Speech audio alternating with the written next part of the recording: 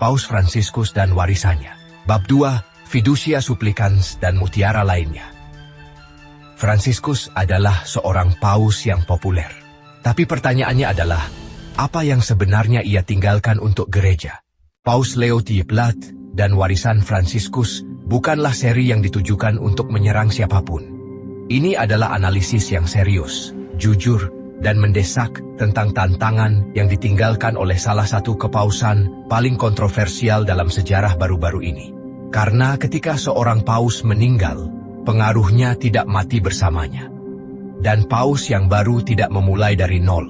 Ia mewarisi keputusan, dokumen, keheningan, dan krisis terbuka yang masih membutuhkan jawaban. Seri ini bertujuan untuk membantu memahami gereja seperti apa yang diterima Leo XIII. Dan, yang terpenting, gereja seperti apa yang harus ia bangun kembali, yang mengungkapkan keindahan Kristus. Salah satu dokumen paling kontroversial dari kepausan Fransiskus diungkapkan pada bulan Desember 2023. Judulnya dalam bahasa Latin terdengar saleh, Fiducia Supplicans, permohonan yang percaya diri. Namun isinya memicu badai.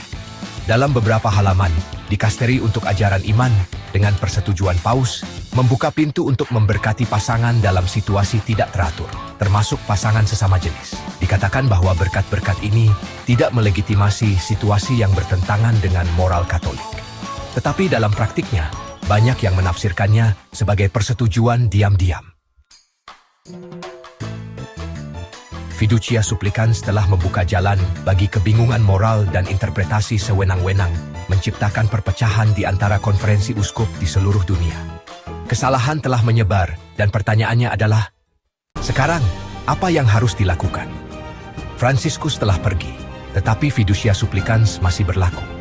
Dan Leo XIII harus memutuskan apakah ia akan membiarkan ambiguitas ini terus mencemari doktrin, atau apakah ia akan mengoreksi dengan kasih apa yang lahir dari kesalahan pastoral dan doktrinal.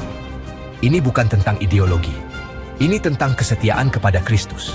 Karena jika bahasa gereja tidak lagi menyatakan dengan jelas apa yang diyakininya, ia berhenti menjadi mercusuar dan menjadi kabut.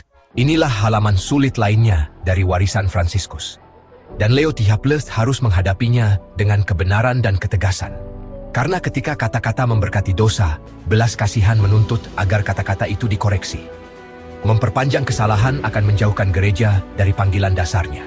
Seperti yang dikatakan Santo Paulus dalam surat pertama kepada Timotius, bab 3, ayat 15. Dalam konteks lengkapnya, Santo Paulus menulis, "Tetapi jika aku terlambat, supaya engkau tahu bagaimana orang